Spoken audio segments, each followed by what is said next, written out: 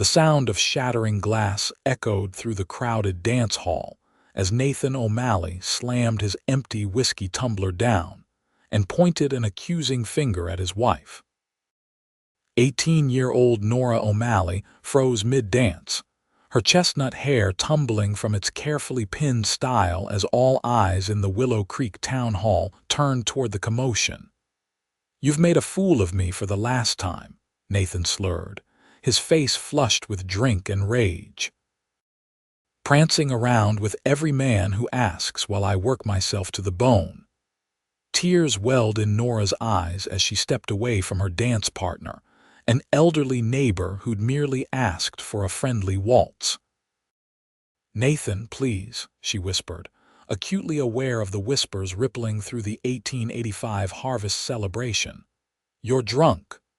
"And you're a disappointment," he spat back, grabbing his hat from a nearby table. "Find your own way home. I'm done." The music had stopped entirely now. Nora stood abandoned in the center of the floor, tears streaming down her face as Nathan stormed out, slamming the door behind him. The festive atmosphere evaporated like morning dew under the harsh summer sun. Nora pressed a hand to her mouth, stifling a sob. 6 months of marriage to a man who'd transformed from charming suitor to bitter husband, and now this public humiliation. She turned blindly, seeking escape from the pitying stares when a gentle hand touched her elbow. "Miss, you all right?" She looked up through tear-blurred vision into the concerned face of a tall stranger. His sun-bronzed skin and calloused hands marked him as a working man, though his clothes were clean and his manner respectful. I should go," she managed, her voice barely audible. "The night's still young," he said softly, his voice carrying a slight drawl. "And that fiddle player's just getting warmed up." He offered a clean handkerchief. "Name's Kyle Thornton, just passing through. Would be a shame to let good music go to waste." Nora hesitated, acutely aware of the watching crowd. Taking his handkerchief, she dabbed at her eyes. "I'm Nora," she replied, deliberately omitting her married name. "And I don't think I'm much for dancing anymore tonight." Kyle nodded toward the refreshment table. "How about some punch, then?" "No dancing required." Something in his gentle manner, so unlike Nathan's recent cruelty, made her nod. "Just punch," she agreed quietly. As Kyle guided her toward the refreshments, the band cautiously resumed playing. The gossip would be all over town by morning, but for this moment, Nora found herself curiously comforted by this stranger's kindness. "Passing through from where?" she asked, accepting a cup of sweet punch. "Up Montana way," he answered.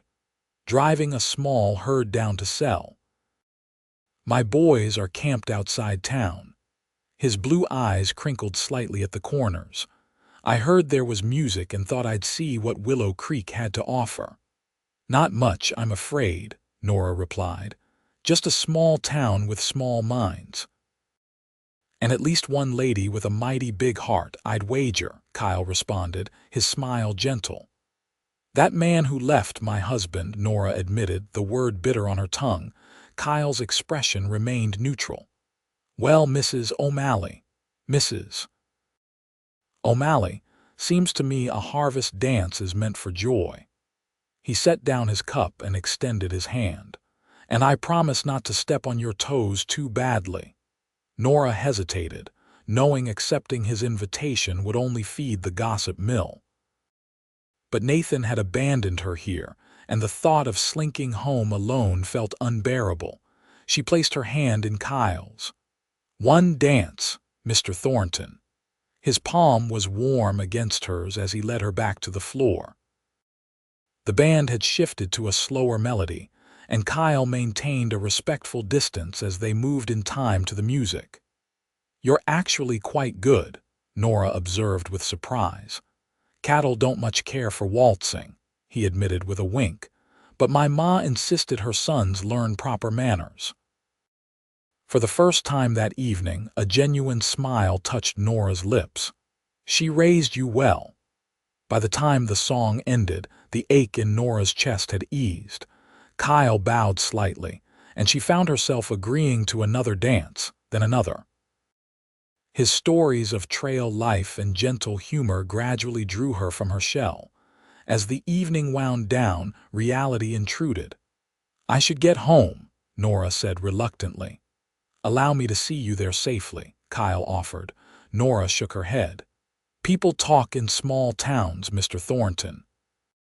"You've been kind, but I'll walk a respectful distance behind," he insisted. "Just to be sure you arrive without trouble. These streets get mighty dark." Reluctantly, Nora agreed.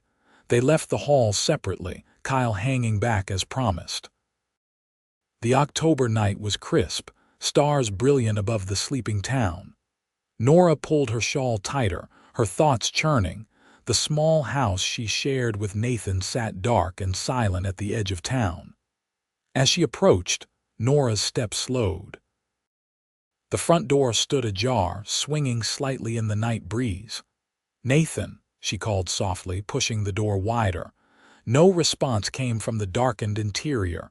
Kyle materialized beside her. "Something wrong. The door shouldn't be open," she whispered. "And Nathan's horse isn't in the side paddock." Kyle gently moved her aside. "Wait here," he said, his voice suddenly all business. He disappeared into the house, returning moments later with a lit lamp. "House is empty, madam, but there's this." He handed her a hastily scrawled note from the kitchen table. "Gone to seek my fortune elsewhere. Don't follow. House is paid through month's end." And Nora sank onto the porch step, the paper trembling in her fingers. "He's gone." The reality struck with breathtaking force. Just gone. Kyle sat beside her, maintaining a respectful distance. "I'm sorry." "Don't be," she whispered. "Our marriage has been failing since it began. I just never thought." She trailed off, unable to voice the abandonment. They sat in silence as the enormity of her situation settled. An abandoned wife in 1885 had few respectable options. "You have family nearby?" Kyle finally asked. Nora shook her head. "My parents died 2 years ago. There's just my younger sister in Denver." Kyle nodded thoughtfully. "First light's only a few hours away." "You should rest while you can, then decide what comes next." "What comes next?" Nora echoed hollowly. "I don't even know where to begin." Kyle stood, offering his hand to help her up. "Begin with sleep, Mrs. O'Malley. Morning brings clearer thinking." At the doorway, Nora paused. "Thank you for your kindness tonight, Mr. Thornton." "Kyle," he corrected gently. "And you're welcome, Nora." He tipped his hat. "My camp's just north of town if you need anything. Anything at all." After he left, Nora moved through the small house, noting what was missing. Nathan had taken his clothes, his father's pocket watch, and the small box where they kept their money. She was alone, nearly penniless, and thrust suddenly into an uncertain future. Sleep proved elusive. By dawn, Nora had made her decision. She packed her few personal belongings, wrote a note for the landlord, and stepped out into the pale morning light. The walk to the northern edge of town took less than 20 minutes. Kyle's camp was easy to spot: 3 wagons, a small herd of cattle, and a handful of men preparing for the day's journey. Kyle looked up from his breakfast fire, surprise evident on his face. "Mrs. O'Malley," he greeted, standing quickly. "I need work," she said without preamble. "And passage to Denver. I can cook and I learn quickly." Kyle studied her determined expression. "Trail life isn't easy for a woman alone." "I'm already a woman alone," she countered. "At least on the trail I'd be moving forward." Something in her resolve must have convinced him. Kyle nodded slowly. "We could use a decent cook. The boys are tired of my beans." He gestured to the fire. "Have you eaten? We're pulling out within the hour." Relief flooded through Nora. "Thank you. Don't thank me yet," he warned with a hint of a smile. "Wait until you've tasted Chuck's coffee." The first day on the trail was an education in itself. Nora's hands, soft from town life, blistered as she learned to manage cooking over an open fire. Her skirts collected dust and snagged on brush, and by evening, every muscle in her body ached from the unaccustomed work. But as she served up a stew that earned appreciative nods from the trail-hardened cowboys, Nora felt a strange new emotion stirring beneath her exhaustion pride. "This beats your cookin' all hollow, boss," drawled a weathered man introduced as Rusty. "We might have to keep her. Mrs. O'Malley's headed to Denver," Kyle reminded them firmly, "just joining us temporarily." Later, as the men rolled into their bedrolls, Kyle approached where Nora sat beside the dying fire. "You did well today," he said quietly, settling nearby. "How are the hands?" Nora glanced at her palms, raw and reddened. "They'll toughen," she replied, trying to sound confident. Kyle nodded toward a nearby wagon. "There's a small tent rigged for you behind it. Not much, but it'll give you privacy." "Thank you," Nora said. Then, on impulse, "Why are you helping me?" "You don't know me." Kyle was silent for a long moment, watching the embers glow. "My sister," he finally said, "found herself in a situation not unlike yours a few years back. Nobody helped her." The firelight caught in his eyes. "I wasn't there when she needed me. I can't undo that, but—" "You can be there for someone else," Nora finished softly, "something like that." He stood, brushing dust from his pants. "Rest well, Mrs. O'Malley. Dawn comes early on the trail." Over the next week, Nora fell into the rhythm of trail life. She learned to rise before the sun, to manage a cook fire in wind and rain, to stretch provisions creatively. The men treated her with cautious respect, mindful of Kyle's watchful presence. It was on the 8th night, as they camped near a small stream, that Kyle found her washing dishes in the twilight. "You've taken to this life better than I expected," he commented, kneeling to help. Nora handed him a tin plate to dry. "Never thought I'd say it, but there's a certain freedom to it. No neighbors watching, no expectations except honest work." "Freedom can be addictive," Kyle agreed. "It's why I chose this life." "Tell me about your ranch," Nora prompted. "You've mentioned it before." Pride warmed his voice. "Nothing grand. 500 acres in Montana territory. Good water, better grazing. Built the cabin myself 3 years back." "Sounds peaceful." "Lonely sometimes," he admitted. "But it's mine, free and clear." He hesitated. "What will you do in Denver?" Nora's hands stilled in the water. "My sister works as a seamstress. I'm hoping to join her, at least until I—" She trailed off. "Until you what?" "Until I figure out who Nora is without Nathan defining her," she finished quietly. Kyle's hand briefly covered hers. "I think you're already discovering that." Their eyes met in the gathering darkness, and something shifted between them, a recognition, perhaps, of kindred spirits. Kyle cleared his throat and stepped back. "I should check the herd before full dark." As he walked away, Nora found herself watching his retreating figure, confused by the flutter of disappointment in her chest. 2 days later, disaster struck. A sudden thunderstorm spooked the cattle, triggering a small stampede that scattered the herd and injured 2 men. None were seriously hurt, but recovering the cattle would delay their journey. "We'll need to split up," Kyle told his men. "Rusty, you and Will head north. Hank and I will take the western ridge. Mrs. O'Malley, you'll stay with the wagons, and Chuck." Chuck, the oldest among them with a bad knee, nodded. "We'll be fine, boss." As the others rode out, Nora busied herself preparing food for their return. The day stretched long, and by sunset, only Rusty and Will had returned with about half the scattered cattle. No sign of the boss. Rusty asked Chuck, concern evident. "Not yet," Chuck replied, scanning the horizon. They were heading into rougher country. Night fell completely. Nora paced near the fire, unable to shake her growing worry. "Shouldn't we search for them? Too dangerous in the dark," Rusty said grimly. "Kyle knows these lands. If anyone can find his way back, it's him. It was well past midnight when hoofbeats approached camp. Nora rushed forward as Hank emerged from the darkness, supporting a slumped figure on his horse. "Kyle's hurt," Hank called. Horse stepped in a hole and threw him against some rocks. They eased Kyle from the saddle. Blood matted his hair where he'd struck his head, and he winced as they helped him to the fire. "Just a knock," he insisted weakly. "I've had worse." "Let me see," Nora commanded, her fear transmuting to purposeful energy. She examined the wound carefully. "It needs cleaning and stitching." "You know how to stitch a wound?" Rusty asked skeptically. "My father was a doctor," Nora replied, already gathering supplies.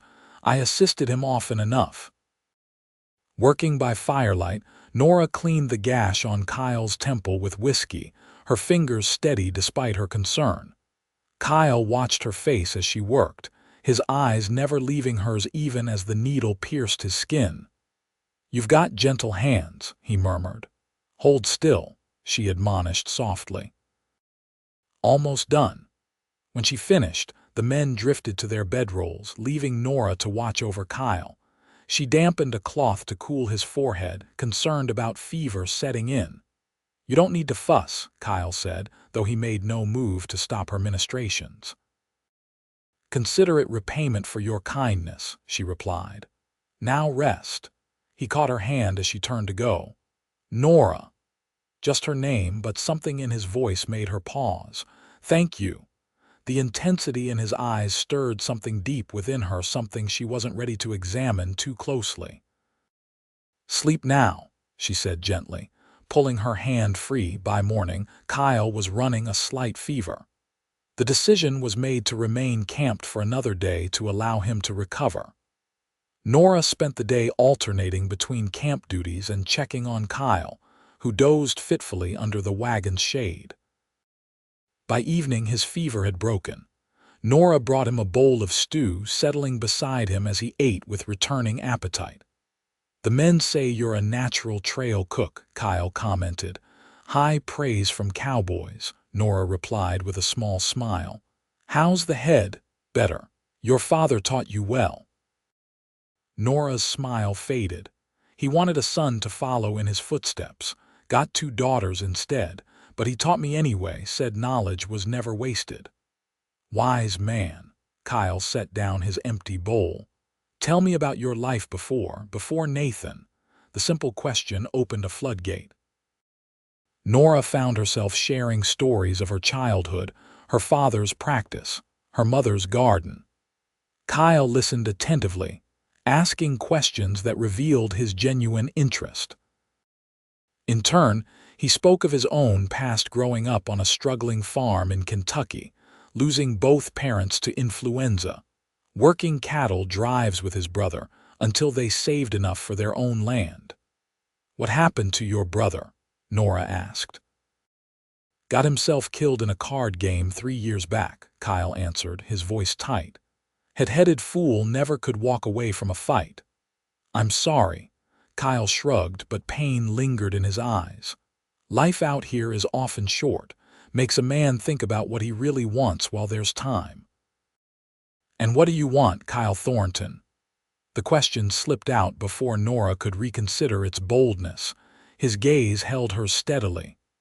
"More than I've got a right to ask for," he answered softly. The moment stretched between them, heavy with unspoken possibility. Then Chuck called from the fire about coffee, breaking the spell. Kyle recovered quickly, and the drive resumed its southward journey.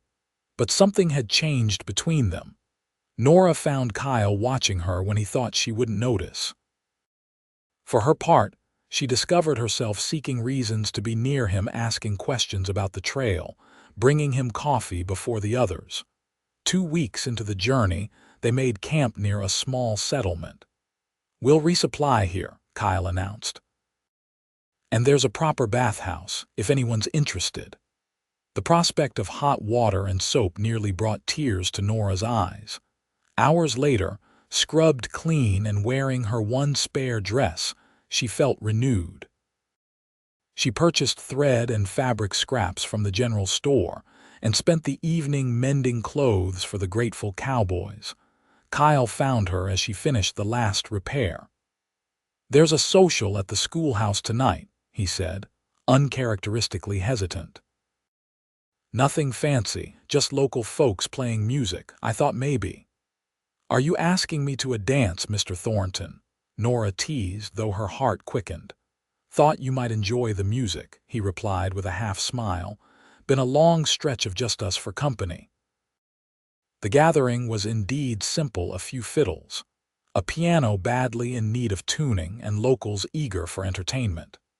Kyle kept a respectful distance as they entered, mindful of Nora's reputation, but his eyes rarely left her. When the musicians struck up a lively reel, he offered his hand. "May I have this dance, Mrs. O'Malley?" "It's just Nora," she corrected, placing her hand in his. "Mrs. O'Malley feels like someone I used to know." They moved easily together, as if they'd been dancing for years rather than weeks. When the music slowed, Kyle's hand at her waist was warm and steady. "You're smiling," he observed. "It suits you." "I'm happy," Nora realized with surprise. "Despite everything, I'm actually happy." Later, walking back to camp under a canopy of stars, Kyle stopped suddenly. "Nora, there's something I need to say." She turned to face him, heart hammering against her ribs. "Denver's only 4 days' ride now," he began, "and I've been thinking. That is, I've come to." He ran a hand through his hair in frustration. "I'm not good with words." "You're doing fine," Nora encouraged softly. "I don't want to leave you in Denver," he said plainly. "These weeks with you have been the best I've known in years. I know it's too soon after your husband and I don't expect anything, but I thought maybe you could consider." "Yes," Nora interrupted. Kyle blinked. "Yes. Yes, I'll consider it," she clarified, though her smile gave away more than her words. "Whatever it is you're offering."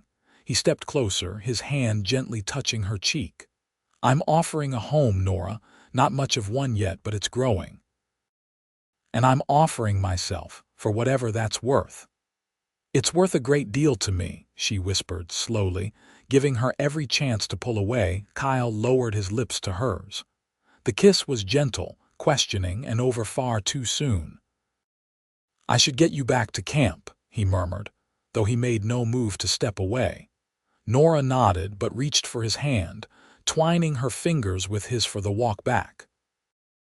There would be practical matters to discuss: her legal status as an abandoned wife, the need for proper time to pass, but for tonight, this connection was enough. The remaining days to Denver passed in a sweet haze for Nora. By day, she maintained proper distance from Kyle, mindful of the men's presence. But in the evenings, they would find moments alone to talk, to plan, and occasionally to share brief, tender kisses. On their last night before reaching Denver, Kyle found Nora by the fire after the others had retired. "I've been thinking," he said, settling beside her. "About your situation." Nora nodded. The reality of her circumstances had been weighing on her as well.